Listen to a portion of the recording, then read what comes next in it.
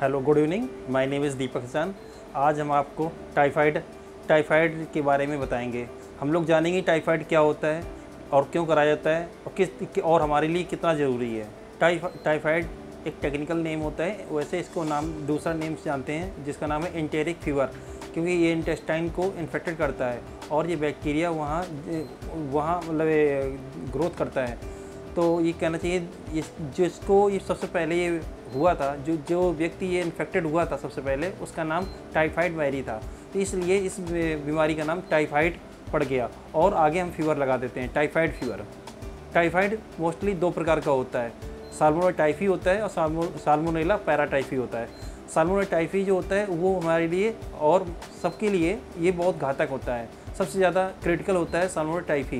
Typhoid fever होता है जो एक प्रकार के बैक्टीरिया के इन्फेक्शन से, साल्मोनेला टाइफी साल्मोनेला बैक्टीरिया के इन्फेक्शन से होता है जो इंटेस्टाइन में पाया जाता है। टाइफाइड फीवर क्यों होता है और कैसे होता है? टाइफाइड फीवर मोस्टली गंदा पानी पीने से, और टाइफाइड फीवर कंटामिनेटेड खाना खाने से, बाहर का खाना खाने से, और कहना चाहिए कि एक व्यक्ति से दूसरे व्यक्ति तक भी ये फैल सकता है। और हमें इसीलिए कहा जाता है हमारे आसपास हमें साफ़ सुथरा रखना चाहिए, और अगर हम कोई चीज़ से खाना खाने से पहले अगर हाथ नहीं धोते तब भी ये बैक्टीरिया को ट्रांसफ़र होने में, हमारे इंटेस्टाइन पहुंचने में ज़्यादा टाइम नहीं लग सकता और आसानी से इंटेस्टाइन में पहुंच जाता है। टाइफाइड फीवर जो होता है ये कहना चाहिए ओरल भी पहुंच सकता है, ओरल दैट इज़ सलाइवा के थ्रू, और स्टूल और यूरिन के थ्रू भी हमारे बॉडी में पहुंचता है।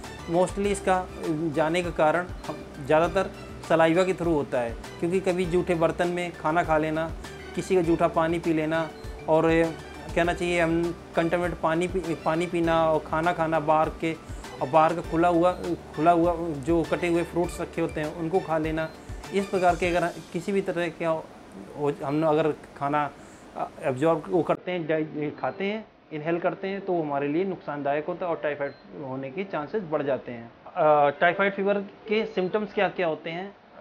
टाइफाइड फीवर के सिम्टम्स हमें मोस्टली पेशेंट के में देखने को मिलता है कि तेज़ बुखार आना, पेट में दर्द होना और सर दर्द होना, और कॉन्स्टिपेशन होना। जो एडल्ट होते हैं पेशेंट, उनमें कॉन्स्टिपेशन हो जाता है, यानी मोशन करने में प्रॉब्लम होती है, और कहना रैशेज हो जाना, शरीर पे रेड पैचेस पड़ जाते हैं, धब्बे पड़ जाते हैं, वो इस टाइप का। और भूख ना लगना, लॉस ऑफ एपिटाइट, भूख ना लगना। टाइफाइड के लिए हमें कौन सा टेस्ट लैब में कराना चाहिए जिससे हमें ये डायग्नोज हो जाए कि हमें टाइफाइड हुआ है या वायरल फीवर है? तो इसके लिए कुछ टेस्ट हैं जो मैं आपको बता रहा हूँ, और डॉक्टर हमें मोस्टली यही सजेस्ट करता है टेस्ट कराने के लिए। Number 1 Widal test. Number 2 Typhidot होता है, ब्लड कल्चर होता है, स्टूल कल्चर होता है, और यूरिन आरएम होता है, या यूरिन कल्चर होता है और आरएम भी कराते हैं, और बोन मैरो भी टेस्ट होता है। टाइफाइड फीवर कितने दिन तक रहता है शरीर में?